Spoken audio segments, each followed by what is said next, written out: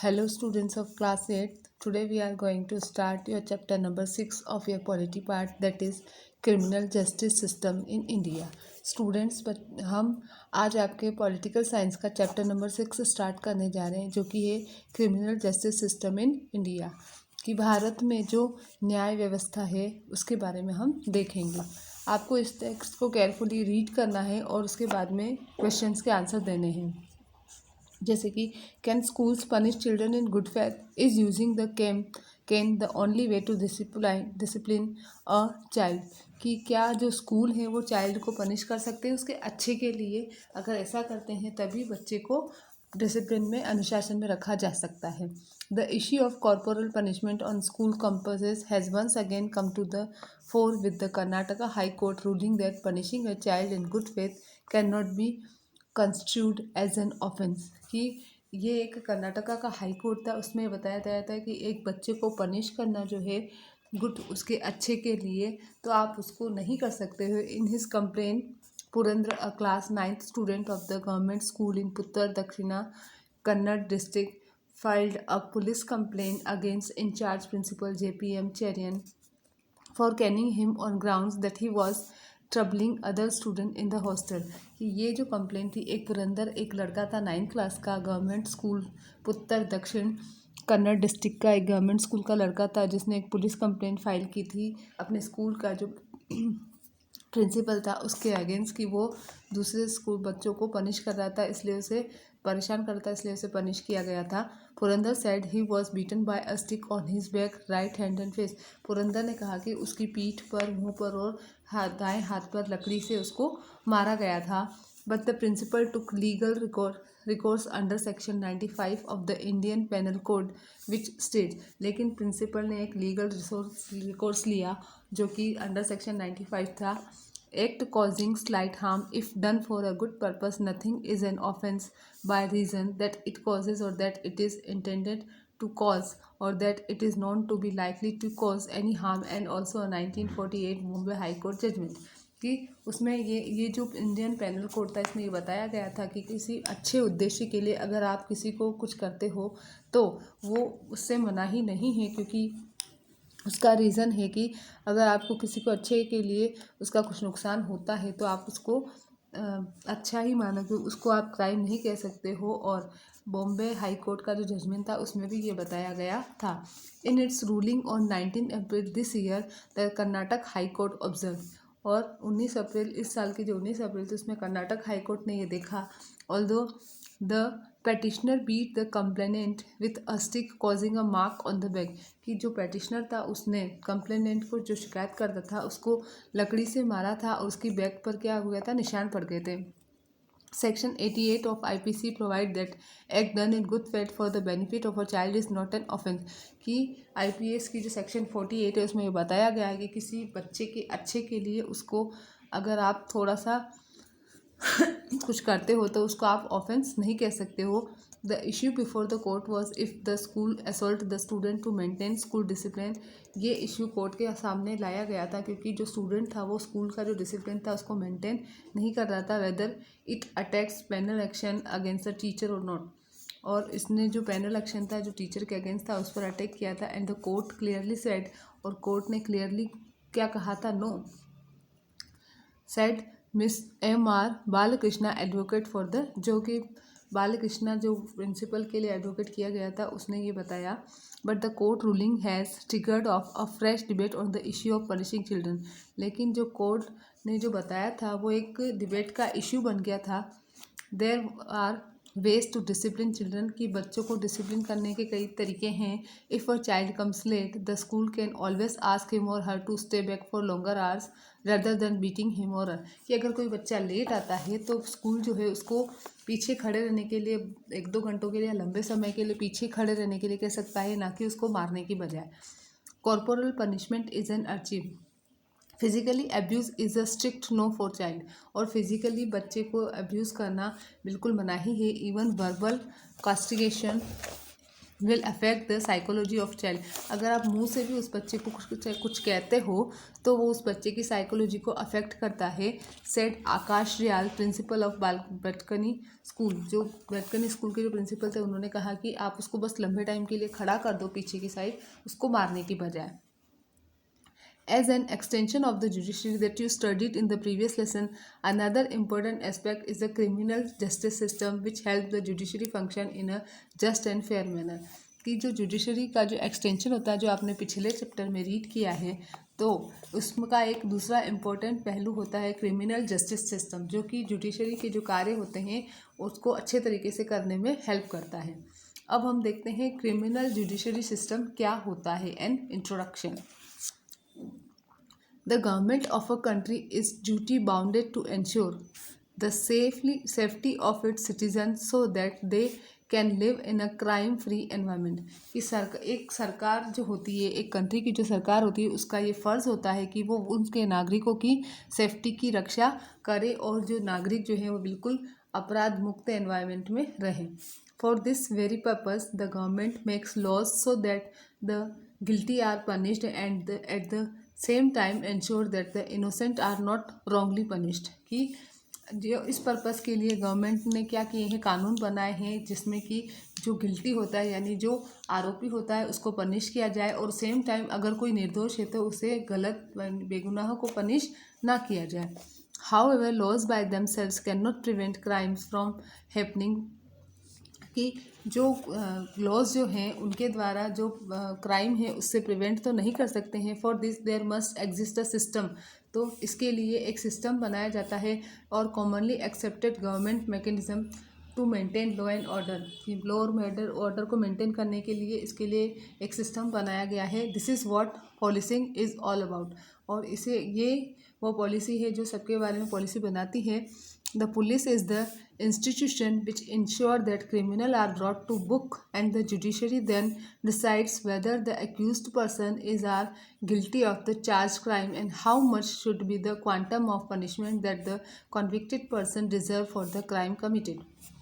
कि पुलिस एक ऐसा इंस्टीट्यूशन होता है जो ये बताता है, इंश्योर करता है कि अपराधी को लेकर आए और वो जो न्याय व्यवस्था में फिर क्या करती है, ये डिसाइड करती है कि जो आरोपी व्यक्ति है या फिर जो आरोपी व्यक्ति हैं उन्होंने जो क्राइम किया है उस पर कितना उनको पनिशमेंट देना चाहिए और क्या पनिशमेंट वो जो पर्सन है उसने जो किया क्राइम किया है उसके अकॉर्डिंग वो क्या पनिशमेंट डिज़र्व करता है। अब हम देखेंगे पुलिस और उसका role. The police and its role. The police is an organization of the government which is empowered to take various actions to ensure maintenance of law and order in the state। Police एक ऐसी संस्था होती है government की जो कि अलग अलग जो एक्शन होते हैं, कार्य होते हैं लॉ एंड ऑर्डर के स्टेट में उनको मेंटेन करके रखती है। It has the responsibility to ensure prevention and investigation of crime and offences in the society। कि इसकी ये जिम्मेदारी बनती है कि जो प्रिवेंशन है, जो भी इन्वेस्टिगेशन है अपराध से या सोसाइटी में जो काम करने की मनाही है वो सब वो मेंटेन करके रखे। Here is a story which will help you better understand the various phases and people involved in the justice dispensing machine। कि यहाँ पर एक स्टोरी दी हुई है जिसे आप इसे और इजी तरीके से अच्छे से समझ सकते हो। अच्छा, पुलिस की हेल्प मांगने के लिए जो टेलीफोन नंबर होते हैं वो है आपके 100-100। Vinay went out for a picnic with his friends. Vinay अपने फ्रेंड्स के साथ पिकनिक के लिए बाहर गया है। They all went on 4 motorcycles. वो चारों के चारों 4 मोटरसाइकिल्स पे गए थे। Parked them at a place and went down to the river for fun and frolicking. और फिर वो फन एंजॉय करने के लिए एक प्लेस पर गए और नीचे नदी की तरफ चले गए एक जगह पार्क करके। They return after a few hours and found that 1 motorcycle was missing. जब वो वापस आते हैं तब वो देखते हैं कि 4 में से 1 मोटरसाइकिल मिसिंग है। They went to the nearby police station and reported the matter to the station house officer। फिर वो पास के पुलिस स्टेशन में जाते हैं और वहाँ पर जो SHO होता है उसको रिपोर्ट करते हैं, जितना भी मैटर होता है वो बताते हैं। He told them to write a report giving detail of motorcycle make, model, color, registration number, etc. and then accepted the report as an FIR। तो वो उनको जो SHO होता है वो कहता है कि आप एक रिपोर्ट फाइल करो जिसमें मोटरसाइकिल की सारी डिटेल हो, कब वो बनी थी, मॉडल नंबर, उसका कलर के साथ साथ रजिस्ट्रेशन नंबर क्या था, वो सारी चीज़ें, और फिर वो उसको FIR के रूप में एक्सेप्ट करेगा। He gave them a copy of a FIR and told them to leave। वो जो SHO होता है वो उनको FIR की कॉपी दे देता है, फिर उनसे जाने के लिए कहता है। The police then started their investigation and after 1 week found the motorcycle with a man called Sanjay. Police अपनी इन्वेस्टिगेशन पूछताछ जांच परख स्टार्ट करती है और फिर 1 सप्ताह बाद में मोटरसाइकिल एक आदमी होता है संजय उसके पास मिलती है। They arrested Sanjay and produce him in front of the magistrate the next day. Police क्या करती है, उस संजय को पकड़ लेती है और फिर उसको मजिस्ट्रेट के सामने पेश करती है। The magistrate asked the police to detain him for 7 days and investigate how Sanjay got the possession of the motorcycle which he did not own। कि पुलिस जो होती है, मजिस्ट्रेट जो होता है, पुलिस को कहता है कि 7 दिनों तक वो उसको अपने अंडर में रखें और उससे पूछताछ करें कि अब उसकी नहीं होते हुए भी कैसे उसने वो मोटरसाइकिल ले ली। The police investigated the matter and found that a man named Ravi had stolen the motorcycle and then sold it to Sanjay for a sum of ₹10,000। तब पुलिस जो है वो संजय को जब पूछताछ करती है तो वो बताता है कि उसने एक आदमी, रवि नाम के आदमी से वो मोटरसाइकिल खरीदी थी जिसने वो मोटरसाइकिल चुराई थी और संजय को 10,000 रुपये में बेची थी। The police now arrested Ravi and produced him in front of the magistrate. Police अब रवि को अरेस्ट करती है और फिर उसको मजिस्ट्रेट के सामने पेश करती है। There after the police brought the case to the जज and it was registered in the court. और उसके बाद पुलिस जो है वो जो केस होता है उसको जज के सामने लेकर जाती है और कोर्ट में रजिस्टर्ड करवाती है। The prosecutor accused both Ravi and Sanjay to have been party to the crime of theft and requested the court to give them exemplary punishment। जो प्रोसिक्यूटर यानी जो सरकारी वकील होता है वो रवि और संजय दोनों को ही इस क्राइम का हिस्सा मानता है और कोर्ट से वो रिक्वेस्ट करता है कि उनको जायज़ पनिशमेंट दी जाए। The defence lawyer of Sanjay pleaded to the judge that Sanjay was not aware that it was a stolen motorcycle and was therefore not guilty। और जो संजय का जो डिफेंस लॉयर होता है उसकी सफाई में जो वकील होता है वो जज से रिक्वेस्ट करता है, प्लीडेड यानी कि प्रार्थना करता है कि संजय को इस बारे में पता नहीं था कि वो मोटरसाइकिल चोरी की है, इसलिए वो अपराधी नहीं है। However The judge in his judgment punished Ravi more severely for having stolen the motorcycle and Sanjay lightly for not ascertaining the correct ownership of the motorcycle before purchasing it and thus becoming party to the offense। कि जो जज जो होता है वो रवि को ज़्यादा सज़ा देता है क्योंकि उसने मोटरसाइकिल चुराई होती है और संजय को थोड़ी कम सज़ा देता है क्योंकि उसने बिना करेक्ट ओनरशिप जाने मोटरसाइकिल खरीद ली, इसलिए वो भी उस क्राइम का हिस्सा बन गया। Vinay was handed back his motorcycle by the police. और विनय को उसकी मोटरसाइकिल पुलिस के द्वारा मिल जाती है। अच्छा, कुछ ट्रैफिक ऑफेंसेस है जो आपको नहीं करने चाहिए, जैसे कि driving without valid driving license. बिना वैलिड ड्राइविंग लाइसेंस के ड्राइव नहीं करना चाहिए। ड्राइविंग विदाउट रजिस्ट्रेशन सर्टिफिकेट, बिना रजिस्ट्रेशन सर्टिफिकेट के ड्राइविंग नहीं करनी चाहिए। ड्राइविंग बाय माइनर, बिल्कुल कम हो सके उतनी कम स्पीड में ड्राइविंग करनी चाहिए। नॉट वियरिंग हेलमेट और सीट बेल्ट व्हेन ड्राइविंग, कि ये सब क्राइम है। अगर आप हेलमेट नहीं पहन रहे हो या सीट बेल्ट नहीं पहन रहे हो, ड्रंकन करके ड्राइव कर रहे हो आप, और डिसओबेइंग ट्रैफिक पुलिसमैन कुछ कह रहा है आप उसकी बात नहीं मान रहे हो। Using mobile phone while driving, mobile phone का यूज़ कर रहे हो ड्राइव करते समय। ओवर स्पीडिंग, बहुत ज़्यादा तेज़ स्पीड में गाड़ी चला रहे हो। इनकरेक्ट पार्किंग, सही जगह पर आपने पार्किंग नहीं की है। Not keeping vehicle fit in accordance with pollution control norm, pollution control norm के जो रूल्स है उसके अकॉर्डिंग आपका व्हीकल फिट नहीं है, तो ये सारी जो चीज़ें हैं वो एक क्राइम बन जाती है, ट्रैफिक क्राइम। ठीक है। In the above story we have come across 5 key players. अच्छा, ऊपर जो स्टोरी बताई इसमें 5 की प्लेयर्स है। द विक्टिम विनय, जो पीड़ित था विनय। क्रिमिनल रवि एंड संजय, जो अपराधी थे Ravi and Sanjay. The police as the investigator of the crime, जो अपराध की पूछताछ करने वाली थी। प्रोसिक्यूटर यानी जो सरकारी वकील था। डिफेंस लॉयर, जो संजय की तरफ से वकील था।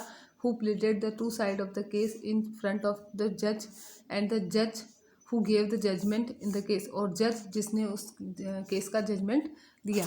कौन कौन थे इसमें? 5 विक्टिम विनय था, संजय और रवि थे, पुलिस थी, प्रोसिक्यूटर और डिफेंस लॉयर दोनों थे, और कौन था? जज था। 5 प्लेयर्स हो गए, ठीक है। We shall learn the role and ways of various key players in greater detail in the subsequent paras. Subsequent जो पेरा इसमें हमने देखा है कि कैसे अलग अलग जो की प्लेयर्स है वो अपने अपने रोल प्ले इसमें करते हैं। The police are also assign to look after the welfare of the senior citizen, infirm and disabled women and children. Police जो है वो जो सीनियर सिटीजन होते हैं, जो औरतें हैं या डिसेबल्ड बच्चे हैं, तो उन सब की देखभाल करने के लिए, उनकी भलाई के लिए भी होती है। दे are supposed to keep a constant vigil on miscreants and antisocial elements in their respective zones. सभी को अपने अपने जो respective zones होते हैं उसमें अपना काम करना होता है। They are also required to cultivate informers in the society, to serve as their eyes and ears and to keep a discreet watch on activities of people in their areas of responsibility. तो उनको उनकी जो समाज में जो भी काम हो रहा है तो अपनी आँख और कान जो है वो खुले रखने होते हैं, और हर एक के ऊपर उनको नज़र रखनी होती है कि जो भी एक्टिविटीज़ जो उस एरिया में हो रही होती है उसके लिए वो जिम्मेदार होते हैं, इसलिए उन्हें सभी को चेक करना होता है। In their role in criminal investigation, the police is expected to carry out an in-depth study of the crime scene, analysis different possibilities, use the expertise of forensic expert। कि अगर क्राइम इन्वेस्टिगेशन हो रहा है तो उसमें police का क्या role होता है कि उससे ये एक्सपेक्ट किया जाता है कि वो गहराई तक जाकर उस अपराध की स्टडी करे, जो भी पॉसिबिलिटी संभावनाएं हो उनको देखे, और फॉरेंसिक एक्सपर्टाइज जो होते हैं उनका यूज़ करे, इफ़ अगर ज़रूरत हो, if needed,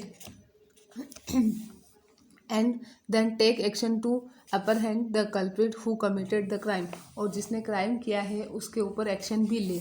the entire process begin with the lodging of an FIR। ये पूरा जो प्रोसेस होता है वो FIR लॉन्च करने के साथ में होता है।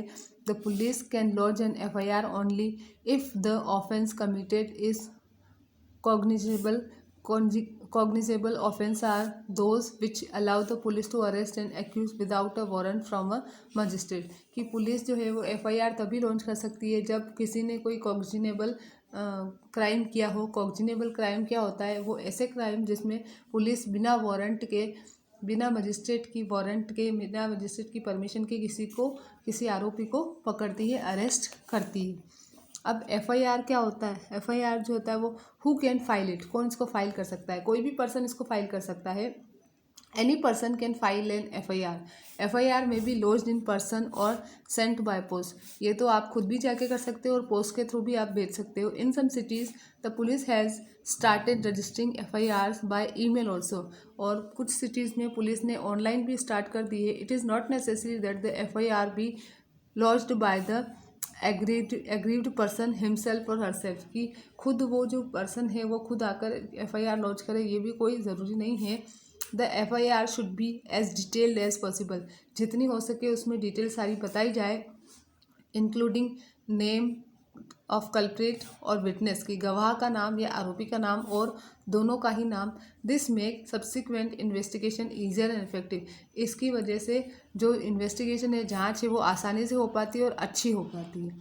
अच्छा, FIR where can it be filed. ये जो FIR होती है, अब ये तो पता चल गया कोई भी इसको फाइल कर सकता है, ऑनलाइन भी आप फाइल कर सकते हो, है ना। इसमें दोनों की सबकी डिटेल ज़रूरी होती है। पर FIR कहाँ फाइल की जाती है, कहाँ लगाई जाती है? An FIR can be filed in the police station of the concerned area in whose jurisdiction the said crime has been committed। कि FIR जो है जिस एरिया में अपराध होता है उस एरिया का जो पुलिस स्टेशन होता है वहाँ पर FIR फाइल की जाती है। It must be address to the officer in charge of the police station. और ये जो FIR जो होती है उस पुलिस स्टेशन का जो इंचार्ज होता है उसको दी जाती है, और to his assistance officer if the former is unavailable. और अगर जो इंचार्ज अगर अवेलेबल नहीं होता है तो उसका जो असिस्टेंस ऑफिसर होता है उसको दी जाती है।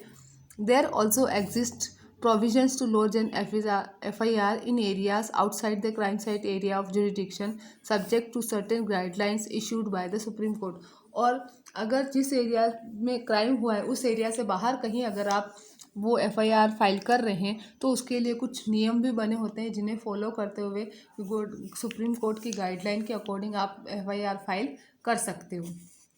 अब देखो कि FIR how to file it, कि कैसे एफआईआर आप फाइल कर सकते हो, कैसे आप फर्स्ट इन्फॉर्मेशन रिपोर्ट फाइल कर सकते हो। In the event that an aggrieved person or any other person on his her behalf wishes to file an FIR after an offence has been committed against him her, he or she can lodge the FIR in the following ways, कि अगर कोई ऐसी घटना होती है जिसमें जो पीड़ित व्यक्ति होता है या तो वो खुद या उसकी बिहाफ पर कोई और जिसने क्राइम किया है उसके अगेंस्ट, जिसने क्राइम किया है उसके अगेंस्ट एफआईआर वो फाइल कर सकते हैं। इस तरीके से कैसे फाइल कर सकते हैं? Visit the police station and meet the officer in charge. Police station में जाएंगे और जो ऑफिसर इंचार्ज होगा उससे मिलेंगे।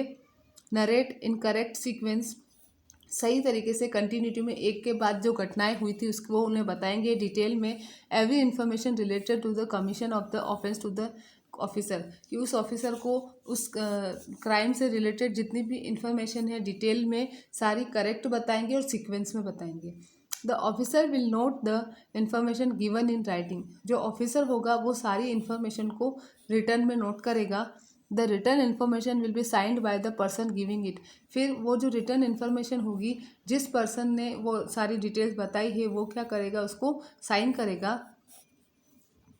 The information given shall be entered in a book to be kept by the officer, और ये जो इन्फॉर्मेशन जो दी गई थी उसको एक बुक में जो ऑफिसर रखता है उसमें एंटर की जाएगी।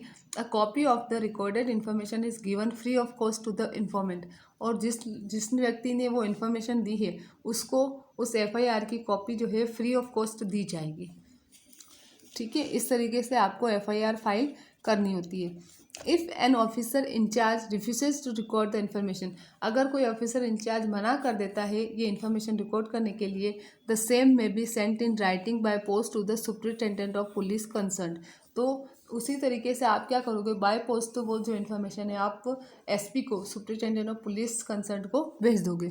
Who is satisfied that such information discloses the commission of a cognizable offence, जो कि ये देखकर संतुष्ट हो सकता है कि ये जो क्राइम है वो कॉग्जिनेबल है। Shall either investigate the matter himself और से, फिर वो एसपी क्या करेगा, खुद से वो जो सारा मामला होगा उसको इन्वेस्टिगेट करेगा, उसमें पूछताछ करेगा, और direct the investigation to be made by any police officer subordinate to him और अगर उसका कोई जो सबऑर्डिनेट पुलिस ऑफिसर होगा उसके द्वारा वो बोल देगा, उसको डायरेक्ट कर देगा, निर्देश दे देगा कि आप इसकी जो भी है वो सारी ये जो क्राइम है इसकी आप इन्वेस्टिगेशन करो। द इन्वेस्टिगेशन, अब इन्वेस्टिगेशन कैसे होती है? Upon the filing of FIR the investigation in the case begins, जैसे एफआईआर फाइल होती है उस केस की पूछताछ जांच परख स्टार्ट हो जाती है। The officer in charge of police station deputes an investigation officer who then goes into the detail of the case, collect evidence, record statement of the witness, and once she arrive at some conclusion about the guilty person who committed the crime, he frame the charge sheet। कि इसमें क्या होता है, investigation कैसे start होती है? जब FIR file हो जाती है तो इन्वेस्टिगेशन स्टार्ट हो जाती है। फिर जो इंचार्ज ऑफिसर होता है उस पुलिस स्टेशन का, वो क्या करता है, इन्वेस्टिगेटिंग ऑफिसर को बताता है, बोलता है इन्वेस्टिगेट करने के लिए, और वो जो ऑफिसर होता है इन्वेस्टिगेटिंग ऑफिसर वो क्या करता है, सारी केस की डिटेल कलेक्ट करता है। सबसे पहले जो सबूत होते हैं एविडेंस, यानी कि सबूत, एविडेंस का मतलब सबूत, उनको इकट्ठा करता है।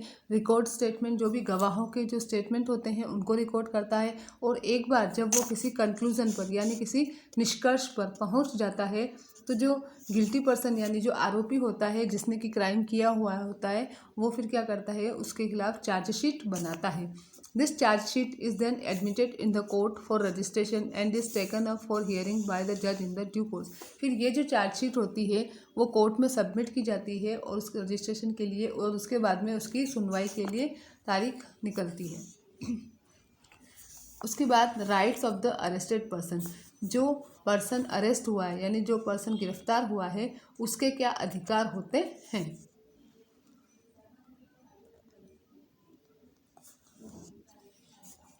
The police are empowered to arrest a person who has committed a cognizable offence, कि पुलिस जो है ऐसे पर्सन को अरेस्ट कर सकती है जिसने कि वो कॉग्निजेबल क्राइम किया हो। However at the same time there are certain restrictions on the police, लेकिन उसी टाइम पुलिस को कुछ काम करने की मनाही भी होती है while conducting the arrest and while keeping the arrest in police custody. जब आप किसी आरोपी को अरेस्ट कर रहे हो या उसको पुलिस कस्टडी में रख रहे हो तब पुलिस को भी कुछ मनाही होती है। Thus the arrested person has some rights, क्योंकि उस जो अरेस्टेड पर्सन होता है उसके भी कुछ अधिकार होते हैं which should not be violated, जिनका अधिग्रहण नहीं कर सकते हो। These rights can be encapsulated as listed, ये इस लिस्ट में दिए हुए हैं सारे rights. The person is to be inform about the reason of his arrest. अगर आप किसी को अरेस्ट कर रहे हो तो आपको उसका रीज़न, अरेस्ट करने का कारण बताना होगा। The person should be inform that he she has a right to retain a lawyer of his her choice. आप उस पर्सन को अरेस्ट जो कर रहे हो उसको ये भी बताओगे कि उसका ये राइट है कि वो एक वकील को रख सके अपनी चॉइस के according. The arrested person is to be allowed to inform his her family member about the arrest. और जो अरेस्टेड पर्सन होगा उसको ये अलाउ होगा कि वो अपने फैमिली मेम्बर्स को इस अरेस्ट के बारे में बताएं। He is suppose to be produce before a magistrate within 24 hours of his arrest, कि अरेस्ट होने के 24 आवर के अंदर उसको मजिस्ट्रेट के सामने पेश करना ज़रूरी है। ही can not be kept in police custody beyond 24 hours unless the magistrate so allows. जब तक मजिस्ट्रेट अलाउ नहीं करता है 24 आवर्स से ज़्यादा आप उसको पुलिस कस्टडी में नहीं रख सकते हैं। ही can not B tortured nor can be denied basic facilities like food, water and clothing. ना तो आप उसको टॉर्चर कर सकते हो, परेशान कर सकते हो, ना ही आप उसको जो बेसिक फैसिलिटीज़ होती है खाना, पानी और कपड़ा, उससे आप उसको दूर रख सकते हो। He can not be force to accept his guilt. आप उसको ज़बरदस्ती गुनाह भी नहीं मनवा सकते हो। Males under 15 year of age and women can not be summoned to the police station only for the purpose of questioning, कि अगर आपको किसी से सिर्फ क्वेश्चनिंग करनी है यानी सिर्फ पूछताछ करनी है जो कि 15 साल से कम लड़के या लड़कियां हैं तो आप उनको पुलिस स्टेशन में नहीं बुला सकते हो। उसके बाद आप देखो पुलिस पब्लिक प्रोसिक्यूटर, ये कौन होता है? पब्लिक प्रोसिक्यूटर कौन होता है? The public prosecutor is an eminent lawyer. क्या होता है? ये एक वकील होता है हु रिप्रेजेंट द स्टेट, जो कि स्टेट को रिप्रेजेंट करता है, and puts forward all the evidence collected by police before the जज in the court during the trial. कि जब सुनवाई होती है तो जज के सामने जितने भी पुलिस ने सबूत इकट्ठा किए होते हैं वो सारे सबूत जो है वो जज के सामने पब्लिक प्रोसिक्यूटर लॉयर ही रखता है। He also produces all the witnesses in the court and bring out their testimonies in the presence of the judge so that the judge may ascertain that the statement of the witnesses were not obtained by police using force or coercion or unfair means। कि वो क्या करता है कि जो जितने भी गवाह वगैरह होते हैं तो उनको कोर्ट में पेश करता है जज के सामने, ताकि जज देखे कि जो भी विटनेस ने, गवाहों ने जो भी स्टेटमेंट दिए हैं वो पुलिस ने उनसे ज़बरदस्ती तो नहीं बुलवाए हैं, इसलिए जज के सामने वो सारे गवाहों को भी पेश करता है और वो सभी गवाह अपने स्टेटमेंट बताते हैं।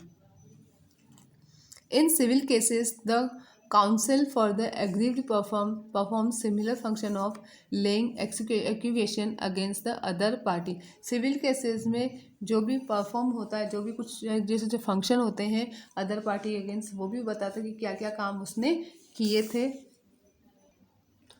उसके बाद आता है आपका the defence council. Defence council कैसे होता है? डिफेंस काउंसिल कौन होता है? लॉयर होता है जो कि एक्यूज्ड की तरफ से होता है ना। The defence counsel is the lawyer who is retained by the accuse to put forth his narration and argument of the incident.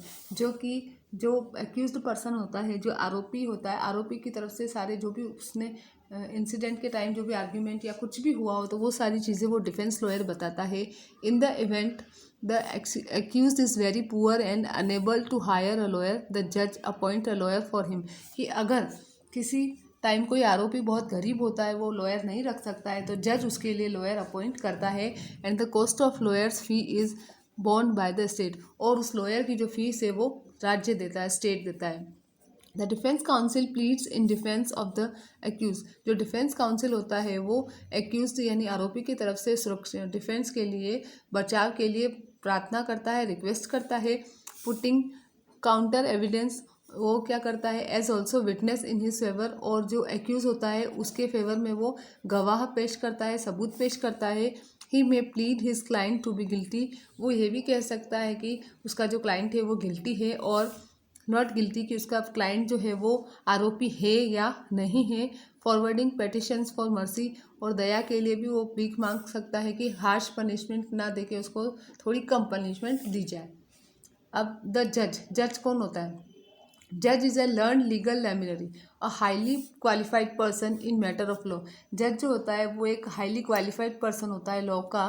The जज here the charges, examines the evidence produce in the court by both parties, here the arguments of the public prosecutor and the defence council. जज जो होता है वो क्या करता है, जितने भी चार्जेस कल्प्रिट्स के ऊपर लगे तो उनको सुनता है, जो एविडेंसेस यानी कि जो सबूत होते हैं उनकी जांच परख करता है। ठीक है, दोनों पार्टियों ने जो भी एविडेंस दिए होते हैं, और जो आर्ग्यूमेंट होते हैं पब्लिक प्रोसिक्यूटर के और डिफेंस काउंसिल के, उनको भी वो सुनता है। He she then deliver his her judgement on the case, और यह सब करने के बाद में फिर वो अपना जजमेंट सुनाता है। He award punishment, compensation etcetera as the case merits, और वो केस के अकॉर्डिंग देखता है कि पनिशमेंट देनी है या कंपनसेशन करना है, उससे जुर्माना लेना है, जो भी करना है। ठीक है, अब आता है a fair trial. Fair trial यानी कि जो सुनवाई वगैरह होती है वो कैसे होती है।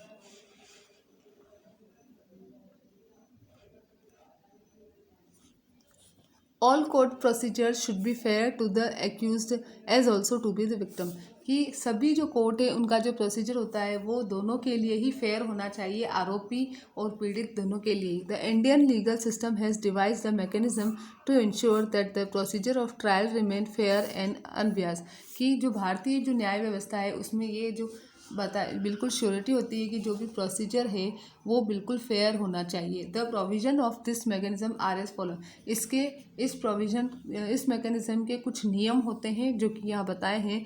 The court proceedings are held in open court in the presence of the accused, open court में होती है जो भी प्रोसीडिंग होती है ना, जो आप आरोपी की प्रेजेंस में। His family and relatives can attend the proceeding, और ये जो भी प्रोसीडिंग होती है वो उसकी फैमिली और उसके रिश्तेदार भी अटेंड कर सकते हैं। The charge sheet is heard by the court in the presence of the accuse, आरोपी की उपस्थिति में जो भी चार्ज शीट लगाई होती है वो कोर्ट के द्वारा सुनी जाती है। The accuse has the right to defend himself, जो आरोपी होता है उसको अपना बचाव करने का अधिकार होता है। In case the accuse too poor to afford and retain a lawyer for his her defense, the state would provide a lawyer and at its own expenses, कि इन केस अगर आरोपी बहुत ही गरीब है और वो अपना लॉयर नहीं रख सकता है अपने बचाव के लिए, तो जो स्टेट जो है वो उनके खुद के खर्चे पर उसे लॉयर प्रोवाइड करवाएगा। The defence counsel has the right to cross examine all the witnesses produced by the prosecution in the court in the presence of the accuse, जो डिफेंस काउंसिल जो बचाव का जो वकील होता है वो अब आरोपी की उपस्थिति में जितने भी एविडेंसेस या गवाह या सबूत होते हैं उनको क्रॉस एग्जामिन कर सकता है कोर्ट के सामने।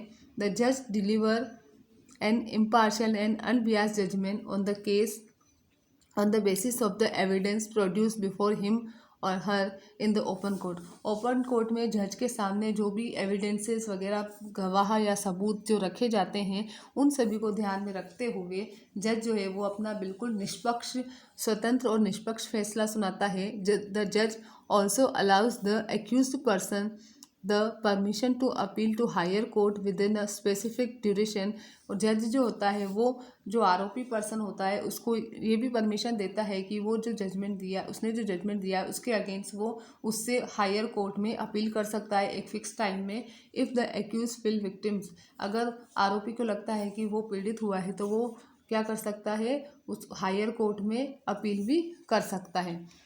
A lot of deliberation, analysis and difference has gone into the formulation of Indian legal system. भारतीय जो न्याय व्यवस्था है उसमें बहुत सारे एनालिसिस है, डिलीजेंस और बहुत सारे डिलिब्रेशंस भी हैं। This has been done to ensure, इससे यह इंश्योर होता है कि जो गिल्टी है, जो आरोपी है उसे छोड़ा, आर नॉट स्पेयर्ड, उसे नहीं छोड़ा जाएगा, and the innocent are not punish, और बेगुनाहों को सजा नहीं मिलेगी। Although everyone is equal before the law, कानून के सामने सभी समान हैं, yet the quantum of punishment can be moderated by the judicial system, और जो पनिशमेंट जो है वो मॉडरेट हो सकती है जुडिशियल सिस्टम के द्वारा। The health and other condition of the accuse, कि अगर आरोपी की कोई हेल्थ कंडीशन या दूसरा कुछ इशू है तो उसके अकॉर्डिंग उसकी जो पनिशमेंट है उसे आप मॉडरेट भी किया जा सकता है। Thus the Indian legal system provide a lot of interface, तो इसीलिए जो भारतीय जो न्याय व्यवस्था है वो कानून और पर्सन के बीच में बिल्कुल इंटरफेस करके, अच्छे से इंटरफेरेंस करके, हस्तक्षेप करते हुए बिल्कुल उसको सही तरीके से न्याय प्रोवाइड करती है। Who are bound to abide by the law of the land, जो कि लॉ से बंधे हुए होते हैं। तो पर्सन और लॉ, कानून और व्यक्ति, इन दोनों के बीच में अच्छा सा वो रिलेशनशिप भी प्रोवाइड करवाती है। यहाँ पर आपका ये जो चैप्टर है वो ओवर हो रहा है। इस चैप्टर के जो टिक द करेक्ट ऑप्शन है, इसके जो क्वेश्चन आंसर हैं, वो सभी चीज़ें आपको PDF फॉर्म में प्रोवाइड करवा दी जाएंगी। यहाँ पर ये आपका चैप्टर ओवर हो रहा है। Okay, thank you, have a nice day.